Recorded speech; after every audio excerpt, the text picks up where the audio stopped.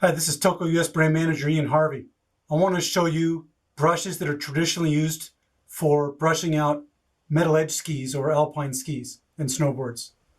The brushes I'm referring to are oval shaped and have a strap going over the back of the brush. Our straps are adjustable for different hand sizes with Velcro. The reason we have these straps in the oval shape is so you can hold the brush like this without your fingers going over the sides. And this enables you to brush without dinging up your fingers on the metal edges and cutting them. So these are referred to as Toko Oval, Nylon, Copper, Steel, and Horsehair brushes. This is in contrast to the rectangular brushes, which are more common for cross-country skiing. So Toko offers 4 oval brushes. I want to go over the purpose of each brush. It's only 4, which is a good compact system, much more compact than other brands. We have 2 metal brushes. One is steel and one is copper. Their purposes are actually similar. The steel brush all these brushes are very high quality.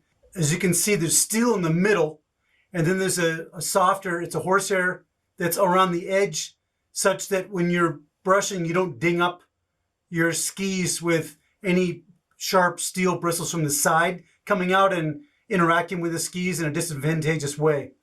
So these are high quality brushes.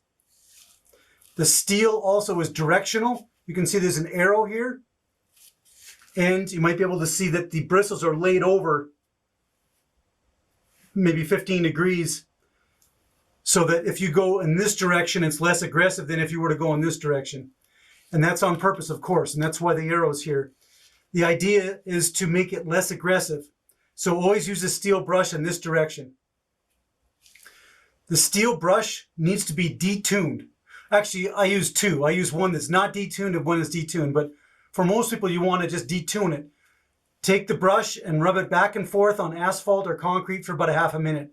That will make the bristles less sharp and make it a fantastic utility brush. If you do not do that, the steel brush will actually remove very small particles of P-Tex. And I actually have another brush that I use that is not detuned that I use for reconstructing the surface of skis. It's almost like a stone grind in that you can remove a very, very small layer, and I'll do that and then metal scrape and then work with Fibertex. But that's an advanced technique, and stone grinding is preferable to that. So when you have a steel brush, I would recommend detuning it on asphalt or concrete, just rubbing it back and forth for about a half a minute. And from that point on, it'll be a great utility brush. What do I mean by utility brush? It'll be the first brush you use after you go skiing to clean and open up your base. And then after you hot wax and let it cool and scrape, it's the first brush you use to brush out your hot wax, regardless of what color it is. The copper brush is actually similar. It's a little bit less aggressive than the steel. The bristles are not laid over at an angle, and it's not unidirectional. It also has the softer horsehair brush around the edges such that they basically be protected by inadvertent or disadvantageous contact. This is also a utility brush. Some people use both of these.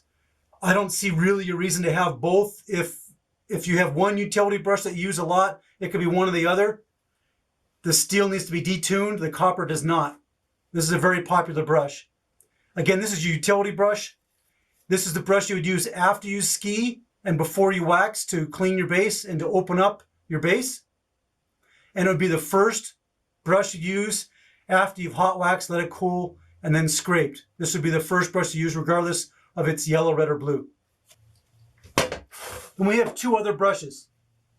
The first is horsehair. Horsehair is fairly stiff. The bristles are short, which makes them more aggressive, and they're also extremely fine bristles.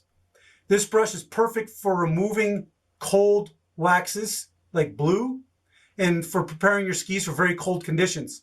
Why is that? Because these fine bristles and the fact that they're short, such that they're stiff, is very aggressive. These fine bristles will remove all the wax from your base, the surface of your base, and will very clearly expose your structure, including inside your structure.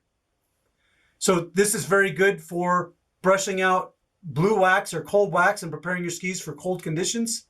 In cold conditions, it's advantageous to remove every bit of wax from the surface of your base and exposing your microstructure. The bristles on the all-purpose nylon brush are about 4 times the size of the bristles, the diameter, on the horsehair brush.